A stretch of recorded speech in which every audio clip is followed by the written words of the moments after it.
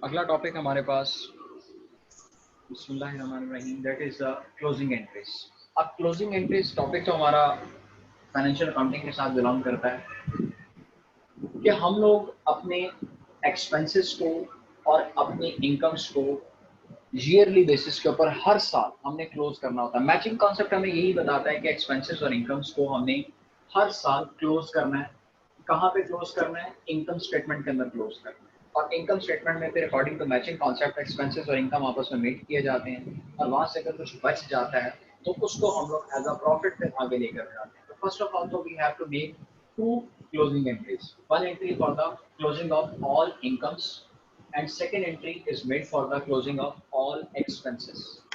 लेकिन इन एंट्री से पहले एक छोटा सा कॉन्सेप्ट आपके साथ शेयर करता चलूं कि अकाउंटिंग के अंदर किसी भी चीज को अगर हम क्लोज करना चाहते हैं, अकाउंटिंग के अंदर अगर हम किसी भी चीज को क्लोज करना चाहते हैं तो हम उसकी नेचर को रिवर्स कर देते हैं। अगर डेबिट चीज को क्लोज करना हो तो उसको क्रेडिट कर दिया जाता है, और अगर क्रेडिट को क्लोज करना हो तो डेबिट कर दिया जाता है। तो अब जरा देखिए, एक्सपेंस है हमारा, एक्सपेंस बाय नेचर डेबिट होता है। When we are going to close the expense तो हम उसको डेबिट के बजाय क्या करेंगे? क्रेडिट। तो हमारी पहली क्लोजिंग एंट्री का अगर मैं जाता हूँ, मैं टाइटल मेंशन कर रहा हूँ, मैं यहाँ पर इसका टाइटल दे रहा हूँ क्लोजिंग ऑफ एक्सपेंसेस। ठीक है। तो क्लोजिंग ऑफ एक्सपेंसेस में हमने एक्सपेंसेस को क्लोज करना है, इसको क्रेडिट कर दिया। जितने भी एक्सपेंस हमारे पास होंगे, लाइक सैलरीज हैं, डेप्रिसिएशंस हैं, रेंट है या वेजेस हैं, वट एवर द एक्सपेंस, जितने भी एक्सपेंस हमारे पास आते हैं, all expenses will be credit. और किसमें इसको क्लोज करना होता है हम लोगों ने? इसको इनकम स्टेटमेंट का नाम दे दिया जाता है या इनकम समरी का नाम भी इसको दिया जाता है बाजू का। तो this entry will be based for all expenses. अब इसमें होता ही है कि एंट्री में आप इनकम समरी को कॉमन डेबिट कर दें, और जितने भी एक्सपेंस आपके पास आते हैं वो सारे के सारे आप क्रेडिट कर सकते हैं इसमें। यानी कि एक ही आप एंट्री कंपाउंड एंट्री बना लें, और उस कंपाउंड एंट्री के अंदर इनकम स्टेटमेंट को एक ही बार डेबिट करके तमाम के तमाम एक्सपेंसेस को क्रेडिट कर दें। अब रेंट है, रेंट एंड टैक्सेस हैं, कैरेज इनवर्ड है, कैरेज आउटवर्ड है, डेप्रिसिएशंस हैं, वट एवर द एक्सपेंसेस, वो सारे एक्सपेंस आपके फिर यहाँ पर क्या हो जाएंगे? क्रेडिट हो जाएंगे।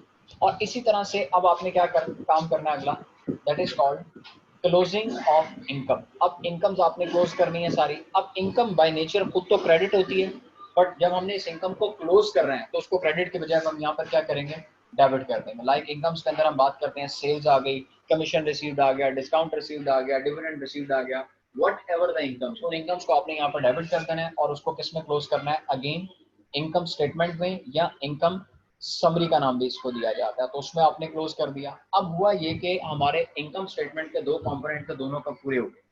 अब इनकम स्टेटमेंट का दो कंपोनेंट थे, दोनों हमने क्या कर दिए? पूरे कर दिए। एक्सपेंसेस भी इनकम स्टेटमेंट में डाल दिए और इनकम भी इनकम स्टेटमेंट में डाल दी। अब मैचिंग कॉन्सेप्ट के तहत आपस में क्या होंगे? एडजस्ट किए जाएंगे, और आफ्टर एडजस्टमेंट और इनको एडजस्ट करने के बाद फिर फाइनली वहां से रिजल्ट हमारे सामने आएगा, वो या तो प्रॉफिट के फॉर्म में होगा या फिर किसके फॉर्म में होगा? लॉस की फॉर्म में।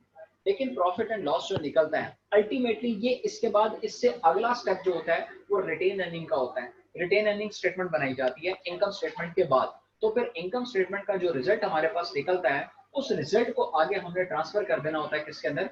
रिटेन अर्निंग के अंदर। तो मैं यहाँ पर दो एंट्रीज बना रहा हूँ, either in case of profit क्या एंट्री होगी, और इन केस ऑफ लॉस क्या एंट्री होगी। अब देखिए बेटा ध्यान से, प्रॉफिट हमारी इनकम, और इनकम की नेचर क्रेडिट। लेकिन अब हम क्या करने जा रहे हैं, दोबारा से बात को रिपीट कर रहा हूँ, प्रॉफिट हमारी इनकम, और इनकम की नेचर हमारे पास क्या है? क्रेडिट होती है। और जब इसको क्लोज करना है तो इसको हम क्या कर देंगे? डेबिट कर देंगे। इसका मतलब हम एंट्री क्या पास करते हैं? ध्यान से देखिएगा, that is called income summary. इसको हम नाम किस नाम से दे रहे हैं? इनकम समरी या इनकम स्टेटमेंट। जैसे मैंने भी बोला, मैं दोनों वर्ड्स बारी बारी यूज कर देता हूँ। इनकम समरी को डेबिट किया, मैं यहाँ पर रेफरेंस दे रहा हूँ for the sake of profit, और इसको क्लोज किस में कर दिया? रिटेन अर्निंग्स के अंदर इसको क्लोज किया। ये हमने एंट्री किस चीज की पास किया? In case of profit. और अब मैं यहाँ पर और का रेफरेंस दे रहा हूँ, इन केस ऑफ लॉस, तो उसमें फिर हमारी रिटेन अर्निंग क्या हो जाएगी? डेबिट हो जाएंगी, और इनकम समरी को हम क्या कर देंगे? क्रेडिट। अब इसको क्रेडिट करने की रीजन भी दोबारा बता दूं कि लॉस हमारा एक एक्सपेंस है और एक्सपेंस की नेचर डेबिट होती है, but we are going to close the loss, loss को क्लोज करने जा रहे हैं, तो फिर इसको क्या कर देंगे? क्रेडिट कर देंगे। और इसके साथ ब्रैकेट में लिख देता हूँ कि इन केस ऑफ लॉस।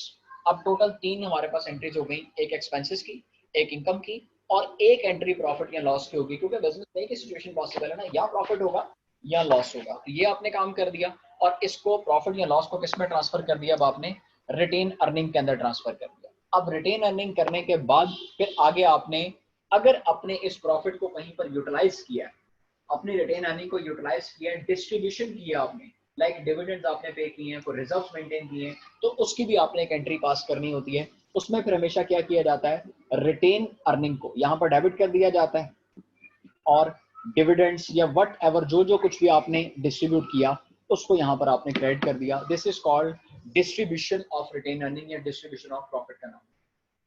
तो ये एक छोटा सा टॉपिक था हमारे पास रिगार्डिंग क्लोजिंग एंट्रीज, तो हमने इसको कवर अप कर लिया। क्लोजिंग ऑफ द एक्सपेंसेस की बात हो गई, क्लोजिंग ऑफ इनकम्स की बात हो गई, उसके बाद इनकम समरी प्रॉफिट के रेफरेंस से बात कर ली, क्लोजिंग ऑफ प्रॉफिट है, क्लोजिंग ऑफ लॉस है, और finally distribution of the retain earning. Retain earning को अगर हमने क्या किया, डिस्ट्रीब्यूट किया। तो these are the 4 basic closing entries हमारे पास होती हैं। तो ये वो लॉजिक है, ये वो वे है और ये वो रास्ता है जिसके थ्रू एक्सपेंसेस और इनकम को इनकम समरी में डाला जाता है, इनकम समरी से प्रॉफिट लॉस निकलता है, प्रॉफिट लॉस को उठा के रिटेन अर्निंग में डाला जाता है और रिटेन अर्निंग में फिर उस प्रॉफिट लॉस को डिस्ट्रीब्यूट किया जाता है और फिर वहां का जो बैलेंस बचता है रिटेन अर्निंग का, अल्टीमेटली फिर उसको हम किसमें ट्रांसफर कर देते हैं, बैलेंस शीट में अपने इक्विटी पोर्शन के अंदर डिस्प्ले। तो ये वो चैनल है जिसके थ्रू बात इनकम स्टेटमेंट से शुरू होती है और टिल बैलेंस शीट तक चलती है। तो this was called as closing entries. ठीक है जी, अब आइए इसके ऊपर एक छोटा सा क्वेश्चन सेशन लेते हैं और उसके बाद फिर इंशाल्लाह ताला हम अपने नेक्स्ट टॉपिक सीवीपी एनालिसिस की तरफ